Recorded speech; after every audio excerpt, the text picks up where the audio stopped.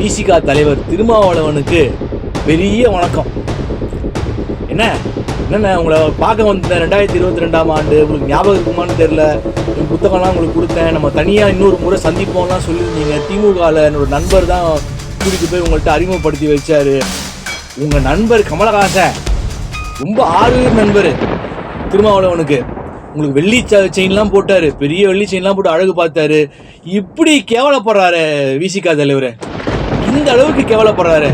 என் மும்பல த்ரிஷாவோட படுத்து எந்திரிச்சு விட்டு இப்போ என்னடா பண்ண போகிறோம் அப்படின்னு அவளும் மாட்டே சொல்லிட்டு இருக்கா. த்ரிஷாவும் அவளுக்கு இருக்குது, இப்போ கச்சேரி அவளுக்கும் இருக்குது.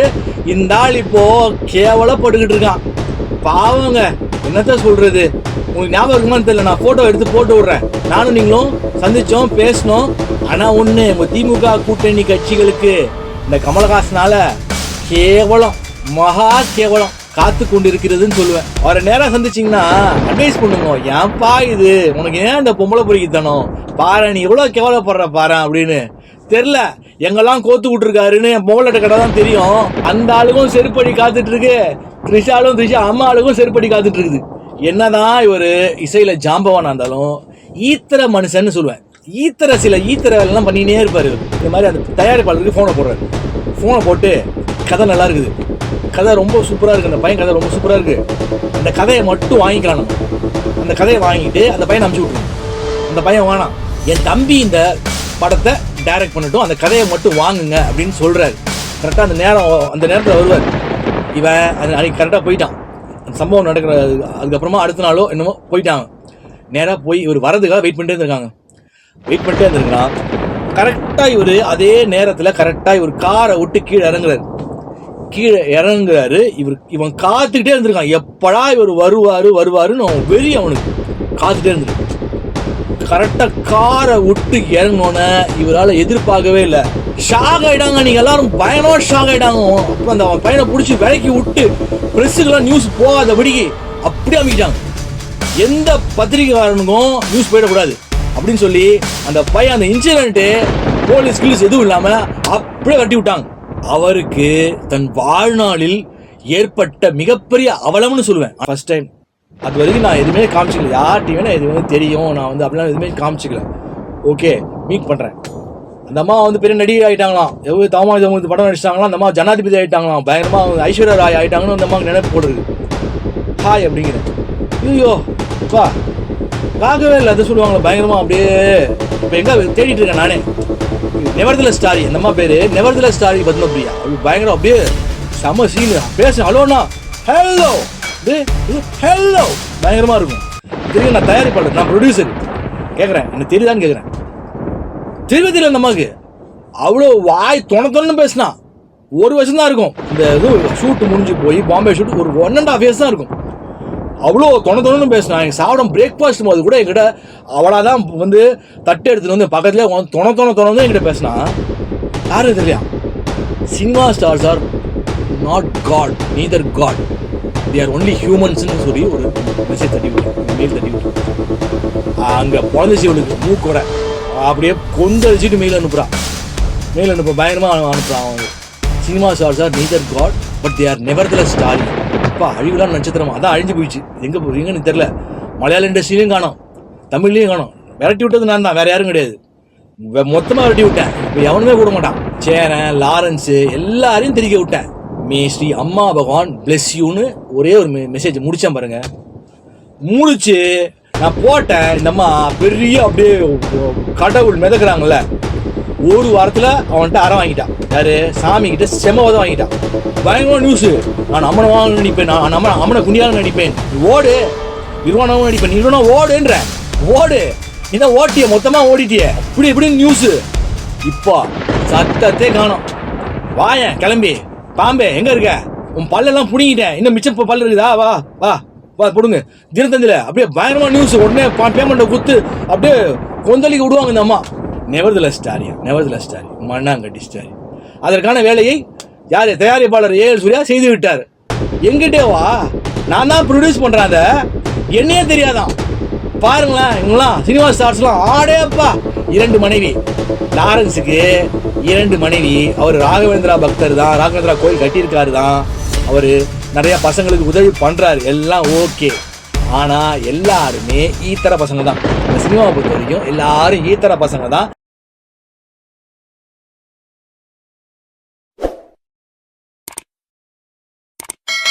எல்லோருக்கும் வணக்கம். எல்லாம் வல்ல இறைவனுக்கு நன்றி. இன்னைக்கு நான் ஒரு இசை ஜாம்பவான் அந்த கதையை விவரிக்கிறேன்னு சொல்லியிருந்தேன். அந்த உண்மை கதையை விவரிக்கிறேன்னு சொல்லியிருந்தேன்.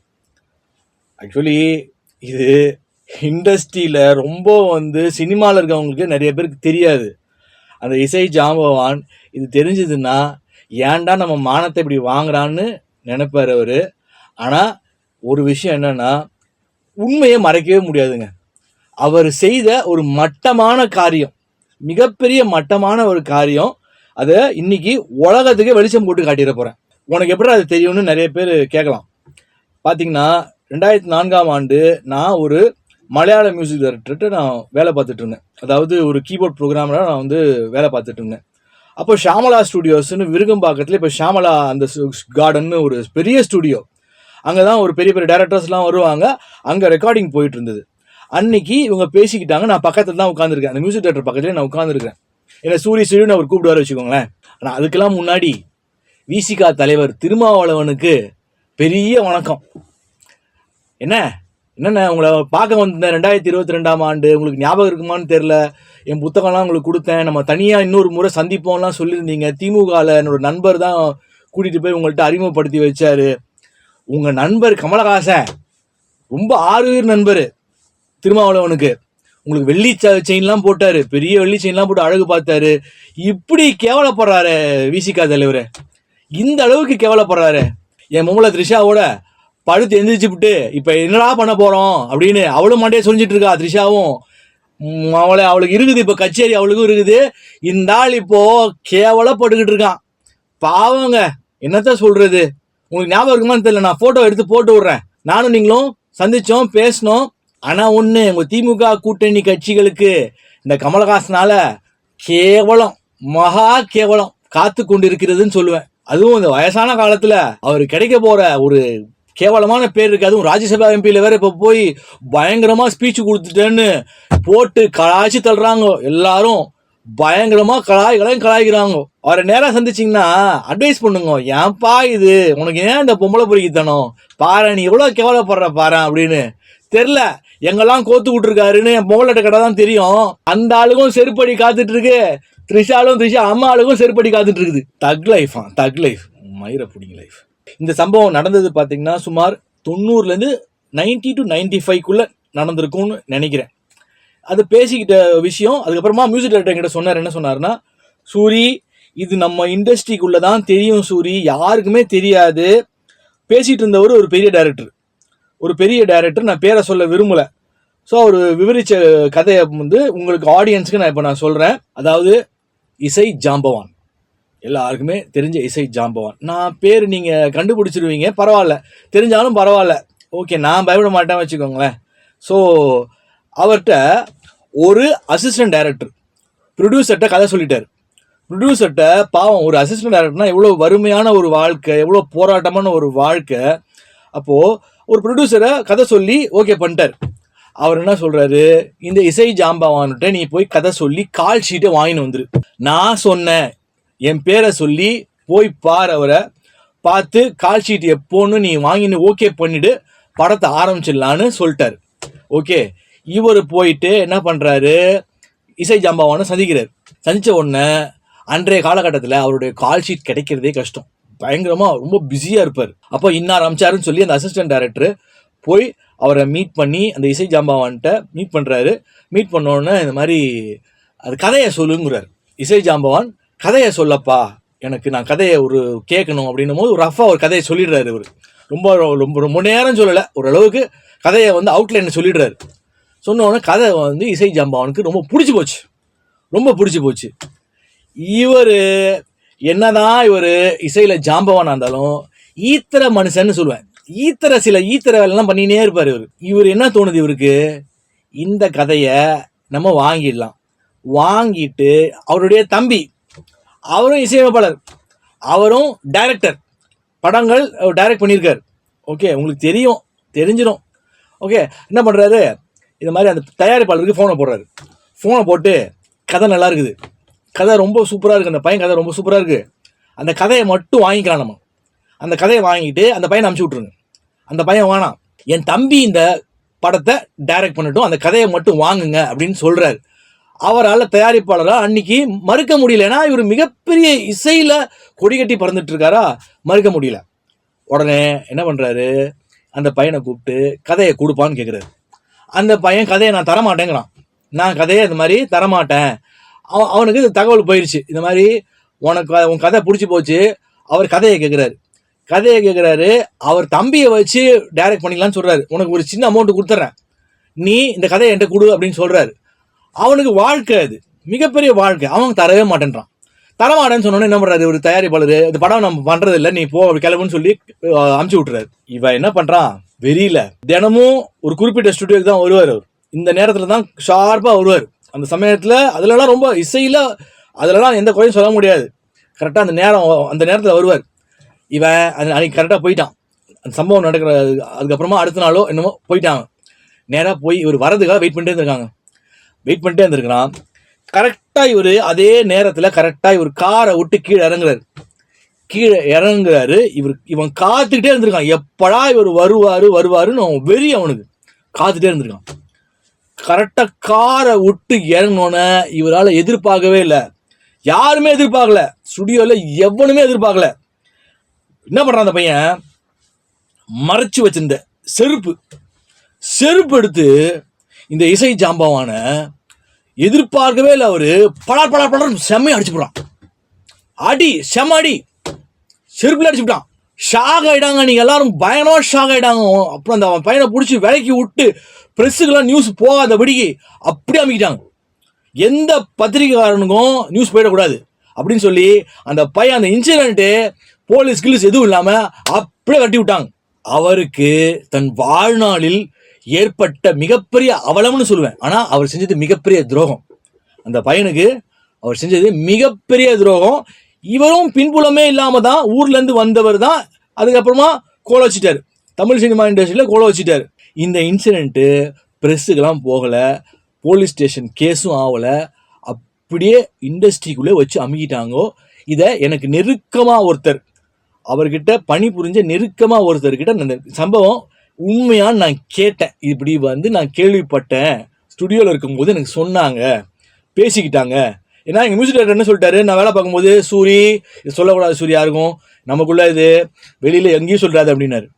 நான் கேட்குறேன், கேட்ட உடனே அந்த மனுஷன், உனக்கு எப்படி தெரியுது இந்த கதையை, உனக்கு யார் சொன்னா, இது ஏன் இது தயவு செஞ்சு இது எவனுக்குமே சொல்லாத, உன்னை கையெடுத்து கெஞ்சி கேட்குறேன்னு அந்த அளவுக்கு போயிட்டார் அவர். அப்போ பாருங்களேன், இவங்களாம் பெரிய மனுஷங்கன்னு சொல்கிறோம், பெரிய மனுஷன். அதாவது இன்னைக்கு உலகத்துக்கே நான் வெளிப்படுத்திட்டேன்னு, தமிழா பாண்டியன் பிரபல பத்திரிகையாளர், இந்த மாதிரி நிறைய பேரை சொல்ல விரும்பல, நிறைய சினிமா பத்திரிகையாளங்க, அவங்களுக்கு கூட சில பேருக்கு தெரிஞ்சிருக்கலாம். ஆனால் இண்டஸ்ட்ரியில் இருக்கிறவங்களுக்கு நிறைய பேருக்கு தெரியாது இந்த சம்பவம், இந்த மாதிரி ஒரு விஷயம் நடந்ததுன்னு. அப்போது எவ்வளோ ஈத்தர புத்தியில் பண்ண ஒரு விஷயம் அவருக்கு எவ்வளோ பெரிய கேவலத்தை ஏற்படுத்தியது. அன்னைக்கு கூட மூடி மறைச்சிட்டார், அது அன்னைக்கு மூடி மறைக்கப்பட்டது. ஆனால் பல ஆண்டுகளுக்கு பிறகு இன்னைக்கு அது வெளியே வந்திருக்கு பாருங்க, எவ்வளோ அசிங்கம் அவருக்கு. உங்களுக்கு பேரை கண்டுபிடிச்சிருப்பீங்க, நீங்கள் இன்னார்தான் பேரை கண்டுபிடிச்சிருப்பீங்க. அப்போ வினை விதைத்தவன் வினையை அறுப்பான், அதுதான் இயற்கையோட நியதி போல் இருக்கு. இப்போ இளையராஜா பாடல்கள் நிறைய இப்போ எனக்கு தான் சொந்தம் அப்படின்னு சொல்றாரு. பாடல்கள் தயாரிப்பாளருக்கு சொந்தம் கிடையாது, எல்லா பாட்டும் எனக்கு தான். அப்படி இல்லைன்னா ஒரு காப்பிரைட்ஸ் இஷ்யூ கொடுத்துட்றாங்க. இந்த மாதிரி இளையராஜா பற்றி பேசினாவோ பேர் பயன்படுத்தினாவோ ஒரு காப்பிரைட்ஸ் இஷ்யூவை கொடுத்துட்றாங்க. அப்போது இதெல்லாம் நியாயமா சரியா அப்படின்ற இப்போ ஒரு வாதத்துக்கு வந்தோன்னா, நான் எப்பயுமே கொஞ்சம் நியாய தர்மத்தோட நடந்துக்கூடியவங்க. நான் பரிபூர்ண தூய ஆத்மா அப்படின்னு நானே பறைசாற்றிக்க கூடாது. ஆனால் போல்டாக அடிச்சிருவேன், எதுவாக இருந்தாலும் வெட்டு 1 துண்டு 2, இதுதான். மேடையில் பாடக்கூடாது. இப்போ கலை நிகழ்ச்சி வெளிநாட்டுலாம் நடக்குது, ஃபாரின் கண்ட்ரீஸில் நிறையா நடக்குது. எஸ்பிபிக்கே ஒரு உத்தரவு போச்சு, என் பாட்டை நீ பாடக்கூடாது அப்படின்னு சொல்லி. அப்போது தயாரிப்பாளர் பணம் போடுறாருங்க. இப்போ நான் தயாரிச்சிருக்கேன், நான் ஒரு பாடல் தயாரிச்சிருக்கேன். அப்போது அந்த பாட்டு எனக்கு தான் சொந்தம், ஓகே, நான் தான் மியூசிக் டைரக்டர், ஓகே. இருந்தாலும் தயாரிப்பாளர் தான் நான் சொந்தம்னு சொல்லுவேன். அப்போது இவர் செய்தது நியாயமா? அதை கூட விட்டுருங்க. இவர் ஒரு பிரதானமான பிரசாத் ஸ்டுடியோ பயன்படுத்திட்டே வந்தார். பல ஆண்டுகளாக அந்த ஸ்டுடியோவை பயன்படுத்திட்டு வாடகைக்கு பயன்படுத்தி கொண்டு வந்தார். ஓகே, இதெல்லாம் நிறைய பேர் பயப்படுவாங்க பேசுறதுக்கு. ஏன்னா இசை ஞானி, இப்போ சூப்பர் ஸ்டார் என்ன எதுவும் புடுங்க முடியாது, உலகநாயகன் என்ன எதுவும் புடுங்க முடியாது அப்படின்ற சொல்லிட்டு இருக்கும்போது ஒரு சின்ன பையன் வந்து எப்படி பிடிங்கி தூக்கி போட்டு, டேய் நீ மசுரு, டேய் நீ ஒரு மண்ணாங்கடி ஸ்டார், சூப்பர் ஸ்டார் கிடையாது மண்ணாங்கடி ஸ்டார், தூக்கி பிடிங்கி போடுறேன்ல, அப்படி எனக்கு ஒரு ரொம்ப தில்லு ஜாஸ்தி. அப்போ இசை ஞானி, நான் இசையில ஞானி தான். அவர் இசையில அவரை பத்தி சொல்லணும்னா நான் விவரிப்பேன். அவர் இசையில ஜாம்பவான், இசை ஞானி. அவரை மாதிரி நொட்டேஷன்ஸ் எழுத முடியாது. 3 படங்களுக்கு பாட்டு பண்ணுவார், ஒரே நாளில் 3 பாட்டு பண்ணுவார், சாதனைகளை சொல்லிக்கிட்டே போகலாம். ஆனால் பார்த்தீங்கன்னா பிரசாத் ஸ்டுடியோ வாடகையில தான் இவர் வந்து அந்த ஸ்டுடியோவை பயன்படுத்திட்டு வந்தார். அப்போது நான் என் வீட்டில் வந்து ஒரு நல்லவனா இருக்கான்னு ஒரு 10 வருஷமாக ஒருத்தனுக்கு வாடகைக்கு விட்டுட்டு இருக்கேங்க. வாடகைக்கு விட்டுருக்கேன், சரி நல்ல மனுஷனாக இருக்கான், ஓகே மாற்றலாம் அப்படின்னு சொல்லி சொற்ப வாடகைக்கு நான் விட்டுக்கினே வரேன். அவன் என்ன பண்ணுறான், ஈத்திர மனுஷ புத்தியில் 10 வருஷம் குடியிருந்துட்டானா, இவன் ஒரு டுபுக்கு அப்படி பார்ப்பாங்களே சில பேர், இவன் ரொம்ப வீக்காக இருந்தால் நிறைய இடத்துல நடக்குது இந்த மாதிரி. இவன் வந்து ஒன்றும் வேலைக்கு ஆக மாட்டான், இவனை வந்து மிரட்டி பார்க்கலாம் அப்படின்னு சொல்லிட்டு, இப்போ சப்போஸ் அவன் 11ஆவது வருஷம் இந்த வீடு எனக்கு தான் சொந்தம், இது எனக்கு தான் சொந்தம், நான் 10 வருஷம் வாடகை கொடுத்துருக்கேன், நீ கிளம்புறியா, நீ கிளம்புப்பா அப்படின்னு சொன்னால் எப்படி இருக்கும்? இவ்வளோ பெரிய போங்கு இல்லை, இவ்வளோ பெரிய போங்கு. நான் சும்மா இருப்பேனா? என்ன மாதிரி எல்லாம் நான் சும்மா இருப்பேனா? அவனே டே ஏதோ பாவன்னு விட்டேன்டா, ஐ வில் ஷோ மை வேற ஃபேஸை நான் காட்ட வேண்டியதாக வரும், காட்டுவேன். நான் என்ன சொல்கிறேன், இப்போது சப்போஸ் த்ரிஷா இருக்கா, டப்பியாக இருக்கான், புருஷன் டப்பியாக இருக்கான் அப்படின்னா, இந்த ரஜினிகாந்த் பொறுக்கி பையன், இந்த கமலஹாசன் பொறுக்கி பையன்லாம் மாதத்துக்கு ஒரு வாட்டி வந்துட்டு போடினுவான். எப்படி மாதத்துக்கு ஒரு வாட்டி வந்துட்டு போடி, புருஷன் டப்பி அவன் வேலைக்கு ஆக மாட்டான் அப்படின்னா அவன் ஈத்திர மனுஷ புத்தியில் சொல்லுவானுங்க. இப்போ நம்மள மாதிரியா தனியாக தாடி முடி கிடி பல்லு எல்லாத்தையும் பிடுங்கி எரிய போகிறேன், எரிஞ்சிருவேன், செத்தான். அப்படியா பொட்டி பாம்பா துண்டா காணும் துணியா காணும்னு தளரிட்டு ஓடுவானுங்க. அப்படிதான் இப்போ இவருக்கு சப்போர்ட்டிவா பிரசாத் ஸ்டுடியோவில் இவர் விரட்டி விடுப்பு இவர் கிளம்ப சொல்லிட்டாங்க. அவர் ஓனர், பிரசாத் ஸ்டுடியோ ஓனரு, இது என்ன தான் சொந்தம், இது நான் வேற மாதிரி நான் பயன்படுத்த போகிறேன், நீங்கள் வெக்கேட் பண்ணுங்க அப்படின்னு சொல்லும்போது, இல்லை இது எனக்கு சொந்தம் அப்படிங்கிறது, எனக்கு தான் சொந்தம், நான் போக முடியாது, நீ தான் போகணும் அப்படின்னு சொல்லிட்டு ரொம்ப ஒரு பிரச்சனை ஆகி போச்சு. நிறைய பேருக்கு தெரிஞ்சிருக்கும், இண்டஸ்ட்ரியில் தெரிஞ்சிருக்கும். இவருக்கு சப்போர்ட்டா இவர் போங்காட்டம் ஆடுறாரு. இந்த போங்காட்டத்துக்கு கூட ஒத்து ஊதுறதுக்கு பாரதி ராஜா, இப்போ ஒரு உடம்பு முடியல வச்சுக்கோங்க, நான் ஒரு வீட்டுக்கெல்லாம் போயிருக்கிறேன், நல்லா தெரியும். பாரதி ராஜா, அப்புறம் சில டைரக்டர்ஸ், இவங்களாம் போயிட்டு எப்படி எங்கள் இளையராஜாவை விரட்ட போச்சு, அவர் இசை ஞானி, அவர் விரட்ட முடியாது, இசையில நீ ஞானியாக இருந்துக்கோப்பா, இசையில நீ ஞானியாக இருந்துக்கோ, இல்லவே நான் உன் டேலண்ட்டுக்கு நான் வந்து உன் தலை வணங்குறேன், ஆனால் நீ செய்த நியாயமா? பாட்டு விஷயத்துல வரேன். நான் என்ன மாதிரி ப்ரொடியூசர்கிட்ட வந்து நம்ம இது பண்ணியிருந்தா க்ளீனாக சொல்லிவிடுவேன். நான்லாம் ரொம்ப பயங்கர போல்டாக ப்ரொசீட் பண்ணுவேன். இதில் நான் என்ன சொல்லுவேன், தயாரிப்பாளர்கள்லாம் ஏன் நீங்கள்லாம் வந்து எல்லாம் ஒன்றா கூடுங்க, ஒன்றா கூடி இது எப்படி, இதுக்கு நான் ஒரு சட்டமே ஏற்றணும்னுவேன். பாடல் யார் செலவு பண்ணா, அந்த பாடை யார் செலவு பண்ணா, தயாரிப்பாளர் தான் செலவு பண்ணா. தயாரிப்பாளர் இல்லாமல் அந்த பாட்டு உருவாக்க முடியுமா? ஒரு சிங்கருக்கு பேமெண்ட் கொடுக்கணும், ஓகே அதை விட்டுருங்க, சிங்கருக்கு பேமெண்ட் கொடுக்கணும், அந்த இன்ஸ்ட்ருமெண்ட் வாசிக்கணுக்கு பேமெண்ட் கொடுக்கணும், ரெக்கார்டிங் ஸ்டுடியோக்கு பேமெண்ட் கொடுக்கணும், அதுக்கப்புறமா அந்த பாட்டை ஷூட் பண்ணுறாங்க டைரக்டர், தயாரிப்பாளர் என்ன பண்ணுறாரு, டைரக்டருக்கு பணம் கொடுக்குறாரு, அப்புறம் லொக்கேஷனுக்கு பணம் கொடுக்குறாரு, ப்ரொடக்ஷன் மேனேஜர், எவ்வளோ இருக்குது. அது எல்லாத்தையும் மீறி பாட்டு என்ன தான் சொந்தம்னா எப்பேற்பட்ட போங்குது, போங்காட்டான்னு வாங்கல சின்ன பசங்க ஆடுங்கள போங்காட்டம், இப்போ பாட்டு என்ன தான் சொந்தம்னு அப்படிதான் இருக்குது. ஒரு சட்டமே போடணுங்க, கூடிய சீக்கிரம் இதுக்கு ஒரு சட்டம் ஏற்றி பாட்டு the song belongs to the producer, இதுதான் நியாயமான தீர்ப்பு. இவங்களுக்கு திராணி இல்லை, பயம், இவருக்கு எல்லா இன்ஃப்ளூயன்ஸ் இருக்குது, எல்லாரையும் பார்க்கலாம், ஓகே என் தெய்வீக தந்தை மோடியும் அவருக்கு தெரியும், ஸோ நம்மளை எதுவும் பண்ண முடியாது அப்படின்னு இவர் நினச்சிக்கிட்டு இருக்காரு. ஆஹா இல்லை, வேலை வந்தாச்சு. இதற்கு நீங்கள் யார் இந்த பூனைக்கு மணி கட்டுறது, எவன் இந்த பூனைக்கு மணி கட்டுறது? நான் தான் மணி கட்ட போகிறேன், நான் தான் மணி கட்ட போகிறேன். தயாரிப்பாளர்கள்லாம் ஒன்றா கூடுங்க, கூடி இதற்கு ஒரு தீர்வு காணுங்க. ஏன்னா இவர் எல்லா படத்துலையும் பாட்டை யூஸ் பண்ணால் உடனே கேஸை போட்டுறாரு, உடனே. அதாவது இப்போ யூடியூப்ல இவருக்கு ரெவன்யூ வந்து கண்ணாவினான்னு வந்துட்டு இருக்குது, அந்த பாட்டுக்கெல்லாம் கண்ணாவினான்னு இவருக்கு ரெவன்யூ வந்துன்னே இருக்குது. இவர் காலம் முழுக்க இவர் நல்லா சௌபாகியமாக இருக்கலாம். அப்போது பாட்டுக்கு செலவு பண்ண தயாரிப்பாளர் நீங்கள் நடு ரோட்டில் இருக்காங்க, நடு ரோட்டில் இருக்கிறான், அவனை கேட்கறது ஆளே கிடையாது, அவன் சோத்துக்கு பிச்சை எடுக்கிறாங்க. இன்னைக்கு அவன் வயிற்றுச்சு சும்மா விடுமா? நியாயமா இது? இப்போ என்ன பாட்டு பயன்படுத்தினாலும் நான் சொல்கிறேன், பாட்டை பயன்படுத்தாதீங்க. முதல்ல இதுக்கு தீர்வு காணுங்க. ஃபஸ்ட்டு ப்ரொடியூசர் தாங்க சொந்தம். நான் ஒரு படத்தை தயாரிக்கிறேன், நான் ஒரு பாட்டுக்கு நான் மியூசிக் டைரக்டர் பணம் கொடுக்குறேன்னா என்கிட்ட நான் க்ளீனாக அக்ரிமெண்ட் போட்டு வாங்கிடுவேன். இந்த பாட்டு எனக்கு சொந்தம், நீ அதில் உரிமை கொண்டாடவே கூடாது. உனக்கு பேமெண்ட்டை கொடுத்துட்டா, மியூசிக் டைரக்டருக்கான பேமெண்ட்டு சம்பளம் கொடுத்துட்டா, அதோட உனக்கு எனக்கு சங்காத்தம் முடிஞ்சு போச்சு. அதுக்கு பிறகு அந்த product belongs to the producer. So அதனால என்ன பண்ணார், பிரசாத் ஸ்டுடியோ ஒரு கேஸை போட்டார், க்ளீனாக தூக்கி போட்டார் வெளியே. எல்லாத்தையும் தூக்கி போட்டு நீ கிளம்பி போப்பா அப்படின்ட்டாரு. இதுக்கு கூட ஒத்து ஊத போறானுங்க. இதுக்கு ஒத்து ஊத இது மாதிரி போங்காட்டத்துக்கு ஒத்து ஊத போறானுங்க. இவங்கெல்லாம் நல்லவனுன்னு நினைக்கிறீங்களா? 2007 மிருகம்னு ஒரு படம், பத்மபிரியா டைரக்டர், சாமி தான் அது டைரக்டர். கன்னத்தில் அறை வாங்கியிருப்பா. அது பல பேருக்கு தெரியாது. எதனால கன்னத்தில் அறை வாங்கினா, இவர் நடிக்க தெரிலன்னு இவர் அடித்தேன், இவர் கூப்பிட்டு அடித்ததா இஷ்யூ. ஓகே, நான் அவளை பற்றி நான் பேசி ஆகணும். இப்போது ஏன் பேசணும், பத்மபிரியா பற்றி ஏன் பேசணும்னா, எனக்கு பாரதியார் பாட்டில் நடிச்சிருக்கா, நான் ஒரு ப்ரொடியூசராக இருந்திருக்கேன் அந்த பாட்டுக்கு. மற்றபடி பாம்பேயில் நாங்கள் 2004 ஒன்றா நடித்தோம். சர்ஃபெக்சல் ஆடு ஒரே கம்பெனி, அதில் நாங்கள் ஒன்றா மீட் பண்ணி, அவள் பெங்களூர்லேருந்து வந்திருந்தா, நான் சென்னையிலேருந்து வந்திருந்தேன். அப்போது நாங்கள் நல்ல அறிமுகம், நல்லா பேசினோம். அதுதான் என்னோட முதல் பாம்பே ஷூட்டு. சர்வமாக கவனிச்சாங்க. ஹோட்டல்லாம் பயங்கர சர்வமாக பெரிய ஹோட்டல் போட்டு கொடுத்தாங்க, சர்வமாக கவனிச்சாங்க.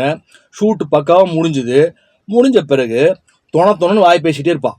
நான் ரூம் போன பிறகு நானும் இன்னொருத்தர் சென்னையிலேருந்து வந்திருந்தார். அவர் கிட்டத்தட்ட அப்போ பார்த்தா 36 வயசு. நான் சொல்லுறது 2004 நடந்தது. அப்போது ரூமுக்கு கால் பண்ணி இந்த மாதிரி நான் கிளம்புறேன், நைட் ஃப்ளைட்டு நான் கிளம்புறேன் அப்படின்னு எனக்கு ரூமுக்கு கால் பண்ணி அவர் சொன்னான். இதை இந்த பாம்பேலேருந்து ஒரு பையன் வந்திருந்தான். அவன்கிட்ட நான் சொல்லியிருந்தேன், பிரியான்னு கூப்பிடுவோம். இந்த மாதிரி பிரியா கால் பண்ணியிருந்தா இந்த மாதிரி அப்படின்னு சொன்னோன்னு அவன் பயங்கரமாக ஷாக் ஆகிட்டான், பயங்கரமாக அவனுக்கு கொந்தளிச்சிட்டான். அவனும் ஒரு பர்ஃபார்மன்ஸ் பண்ணுறதுக்காக, ஆக்ட் பண்ணுறதுக்காக வந்திருந்தான். அந்த ஹோட்டல் பக்கத்து ரூம். எனக்கெலாம் ஃபோன் பண்ணவே இல்லை, தெரிலப்பா, எனக்கு ஃபோன் பண்ணி இந்த மாதிரி நான் கிளம்புறேன் நைட் ஃப்ளைட் அப்படின்னு சொன்னான்னு நான் சொன்னேன் அவங்ககிட்ட. ஓகே, முடிஞ்சு போச்சு கதை. ஆனால் நைட் ஃப்ளைட்டை மிஸ் பண்ணிட்டா போல் இருக்குது. அடுத்த நாள் காலைல தான் எங்களோட தான் வந்தா. காலையில் எங்கிட்ட நிறையா பேசினா. நாங்கள் ஒன்றா தான் காரில் பாம்பே ஏர்போர்ட்டுக்கு நாங்கள் ஒன்றா தான் போய் இறங்கணும். இத்தனைக்கு எனக்கு தனியாக கன்வீனியன்ஸ் கொடுத்துருந்தாங்க. அதில் நாங்கள் எல்லாருமே ஒரே டாக்ஸியில் தான் நாங்கள் போனோம். நாங்கள் ஏர்போர்ட்டுக்கு நாங்கள் போய் இறங்கணும். இது முடிஞ்சு போச்சுங்க. அதற்கு பிறகு தவமாய் தவமிருந்துன்னு ஒரு படம் நடித்தா. அது ரொம்ப என்ன சொல்கிறது, அவளுக்கு ஒரு பெரிய பேர் கொடுத்துச்சு.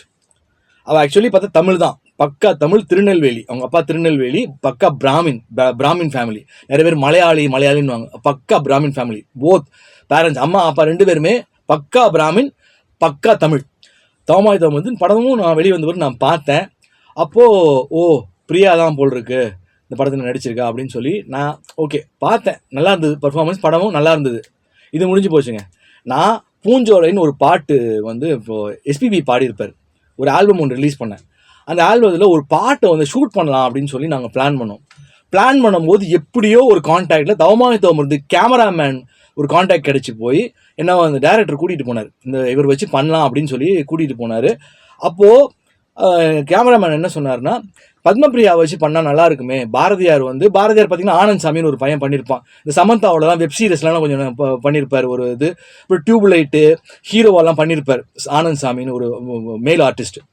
அப்போது பத்மபிரியா வச்சு பண்ணலாமே அப்படின்னு அவர் தான் சொன்னோன்னே சரி, நான் ஒன்றுமே சொல்லிக்கல, எனக்கு தெரியும் அப்படிலாம் நான் ஒன்றும் சொல்ல.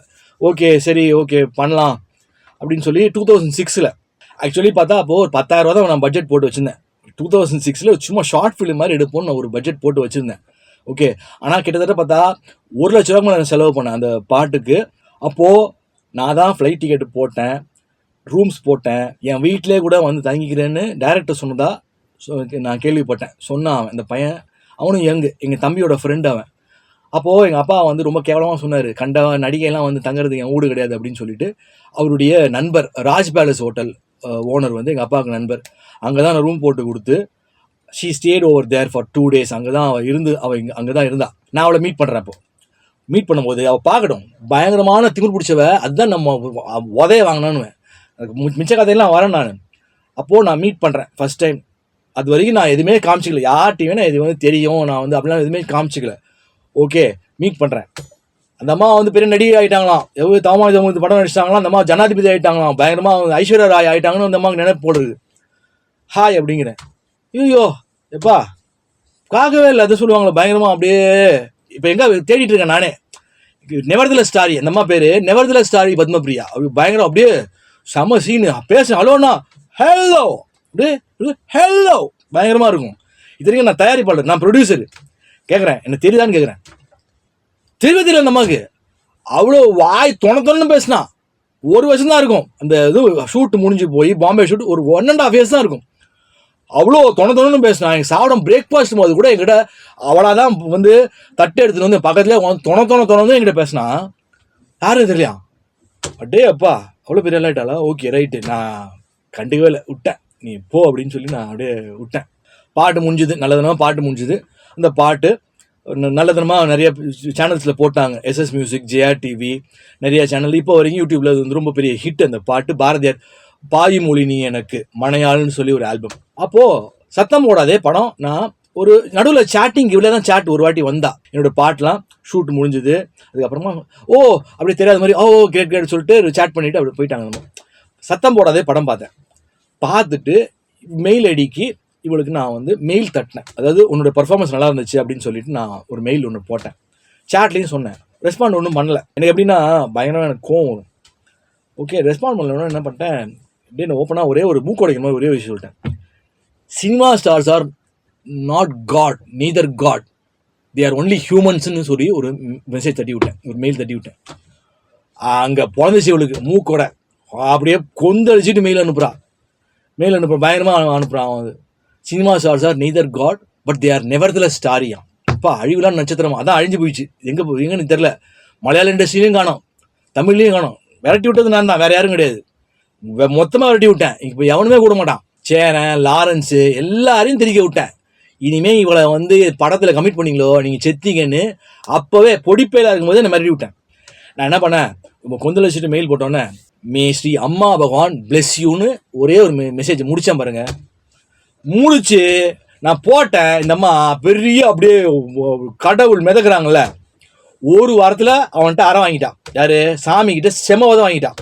நடிக்க தெரியலன்னு சொல்லி ஒரு பெரிய இஷ்யூ போச்சப்போ. ஆக்சுவலி பார்த்தா அவன் கூப்பிடும் போது இவன் காம்பரமைஸுக்கு வரல. அதாவது சொல்லியிருக்காங்க, நான் தான் உனக்கு கூப்பிடுவானுங்க, நீங்கள் படம் கமிட் பண்ணாவே கமலஹாசன் பொறுக்கி பையன்லாம் கூப்பிடுவான். இப்போது அப்படி வரலன்னா என்ன பண்ணுவான், இந்த நாயகன் படத்துல அந்த பொண்ணு சொல்லியிருக்கோம், அந்த படத்தில் நடித்த அந்த அவருக்கு பொண்ணாக நடித்த அந்த பொண்ணு சொல்லியிருக்கோம், பலாருன்னு கணத்தில் வெறியில் கோவத்தில் அடிச்சிட்டாரு அப்படின்னு சொல்லி. ஸோ நீங்கள் வச்ச ரூலே பெண்களுக்கு கூடும்போது வரணும். இவன் வரல. அவன் வந்து கொஞ்சம் ரொம்ப ஹைஃபை நல்லா படித்த வச்சுக்கோங்களேன். அவன் வந்து ஒரு சொல்கிறது, அவன் ஒரு பிக்காலி பையன். அவன் ஃபீல்ட் அவுட்டு, அவனும் ஃபீல்ட் அவுட்டு. இப்போது இந்த மாதிரி ஃபீல்ட் அவுட்டு. அதில் இவன் என்ன பண்ணிட்டான், இன்னொன்று ஷூட் எடுக்கும் போதே அவன் ஃப்ரெண்ட்ஸ் எல்லாம் வர வச்சு, இப்போ ஃபைனான்சரோ ப்ரொடியூசர்லாம் வச்சு ரொம்ப கிளாமராலாம் எடுத்தான். அந்த படத்தில் கமிட் ஆகும் போது நினச்சேன், ஏன்னா உயிர்னு ஒரு படம் எடுத்திருப்பான் அந்த ஆள். அண்ணியை வச்சு ஒரு லிங்க் பண்ணி ஒரு தகாத ஒரு அண்ணியோட வச்சுக்கிற மாதிரி அவனுடைய புத்தி பூரா அப்படி தான் இருக்கும் போல் இருக்கு. அந்த மாதிரி ஒரு படம் எடுத்திருப்பானா. இந்த படம் கமிட் ஆனு நினச்சேன், செத்தாடா அப்படின்னு. அப்போது இவளை ரொம்ப கிளாமராக நடிக்க வச்சு, ஆதி ஹீரோ, உங்கள் ஃப்ரெண்ட்ஸ் எல்லாம் நைட்லாம் ஷூட் பண்ணி பார்க்க வச்சு ரொம்ப அசிங்கப்படுத்தி கட்சியில் இவனுக்கு ஏதோ அடைய முடியல. அதில் வெறியில் இவன் வந்து வச்சு பலார்னு ஒன்று இழுத்து வச்சு அரைஞ்சிட்டான். அதுதான் உண்மை. இது நிறைய பேருக்கு அது வந்து தெரியாது. இது கிட்டத்தட்ட 20 வருஷம் ஆக போகுது. 2007 27 வந்தால் 20 years. அப்போ நினச்சேன், நெவர்தலெஸ் ஸ்டாரிக்கு நல்ல பனிஷ்மெண்ட்டு அம்மா பகவான், நான் வணங்குற அம்மா பகவானே கொடுத்த மாதிரி நினச்சிட்டேன். அதே போல் சிம்புதேவன் படம் இரும்பு கோட்டை முரட்டு சிங்கம், அந்த படத்துலையும் இந்த மாதிரி நடித்தாங்க. அவனும் என்ன சொல்கிறது, இந்த ஒரு சேட்டிங் ஒன்று பார்த்தேன். சிம்புதேவன் வா, பெண்களெல்லாம் மதிக்க மாட்டான் போல் இருக்கு, இவரெல்லாம் ஒரு ஆளாகவே கன்சிடர் பண்ண மாட்டான் போல் இருக்குது. அப்படி அசிங்கப்படுத்துகிறான் சேட்டிங்கில். ஓப்பனாக அப்படி அசிங்கப்படுத்துகிறான். இவன் மூக்கு தெரிய உடையிற மாதிரி. இன்னொன்று, இந்த அம்மா பயங்கர திமுருனா, அந்த அம்மா திமிர் பிடிச்ச பொம்பளைன்னா அந்தளவுக்கு திமிர் பிடிச்சவ. தினத்தந்தியிலலாம் நல்ல மாப்பிள்ளையை கெடுத்தால் உடனே திருமணம் செய்து கொள்வேன், அப்படி இப்படி பயங்கரமாக அந்த ப்ளஸ்ஸு கையில் இருக்குதான். இந்த ப்ரெஸ் இன்ஃப்ளூயன்ஸை வச்சுக்கின்னு பேமெண்ட்டை கொடுத்து பயங்கரமாக நியூஸு. நான் அம்மனை வாங்க நடிப்பேன், நான் அம்மனை குண்டியாக நடிப்பேன், நீ ஓடு, நிர்வாணமாக நடிப்பேன், நீ இல்லைனா ஓடுன்றேன், ஓடு, நீ தான் ஓட்டிய, மொத்தமாக ஓடிட்டிய, அப்படி இப்படின்னு நியூஸு. இப்போ சத்தத்தே காணோம். வாயன் கிளம்பி, பாம்பே எங்கே இருக்க, உன் பல்லெல்லாம் பிடிங்கிட்டேன், இன்னும் மிச்சம் பல்லு இருக்குதா, வா வா வா போடுங்க. தினத்தந்தியில் அப்படியே பயங்கரமாக நியூஸ். உடனே பேமெண்ட்டை கொடுத்து அப்படியே கொந்தளிக்க விடுவாங்க இந்த அம்மா. நெவர்தலெஸ் ஸ்டாரி மண்ணாங்கட்டி ஸ்டாரி. ஓட்டா மொத்தமாக மலையாளம் ஒரு படம் இல்லை, தமிழ் ஒரு படம் இல்லை, ஒருத்தன் கூட மாட்டான். அதற்கான வேலையை யார் தயாரிப்பாளர் ஏஎல் சூர்யா செய்து விட்டார். எங்கிட்டேவா நான் தான் ப்ரொடியூஸ் பண்ணுறேன், அதை என்னையே தெரியாதான். பாருங்களேன், இவங்களாம் சினிமா ஸ்டார்ஸ்லாம் ஆடேப்பா. நான் லாரன்ஸ் தான் நான் கேட்டேன், அப்போது அவருக்கு யாருக்குமே தெரியாது. இதுவும் ஒரு பெரிய உடச்சி விட்றேன். 2 மனைவி லாரன்ஸுக்கு, 2 மனைவி. அவர் ராகவேந்திரா பக்தர் தான், ராகவேந்திரா கோயில் கட்டியிருக்காரு தான், அவர் நிறையா பசங்களுக்கு உதவி பண்ணுறாரு, எல்லாம் ஓகே. ஆனால் எல்லாருமே ஈத்தர பசங்க தான். இந்த சினிமாவை பொறுத்த வரைக்கும் எல்லாரும் ஈத்தர பசங்க தான். லாரன்ஸை நான் மிரட்டினேன், வந்து இந்த படத்தில் நீ பத்மபிரியாவை கமிட் பண்ணக்கூடாதுன்னு. அப்போ மிரட்டினேன் நான். மிரட்டி அவன் கேட்கல. டே நீ 2 பொண்டாட்டி வச்சிருக்கேன்றத உலகம் பூரா நான் வந்துட்டு தம்பட்டு அடிச்சிருவேன், யாருக்குமே தெரியாது இது. அந்த ஷாக் ஆகிட்டான். அதுக்கப்புறமா ஒரு நியூஸ் வந்தது, இந்த மாதிரி ஒரு த்ரெட்டனிங் வருதுன்னு ஒரு நியூஸ் வந்தது. அதனால எவனுமே தலை வச்சு படுத்திருக்க மாட்டானுங்க. மலையாளத்துலேயும் இந்த அம்மாவை ஓட விட்டேன், யாரும் கமிட் பண்ணக்கூடாத அளவுக்கு ஓட விட்டேன். இன்னும் கேவலமான விஷயம்லாம் இருக்குது இந்த பத்மபிரியா பற்றி சொல்லணும்னா. கேவலமான MBA படிச்சுட்டு கேவலமான விஷயம்லாம் எனக்கு தெரியும்.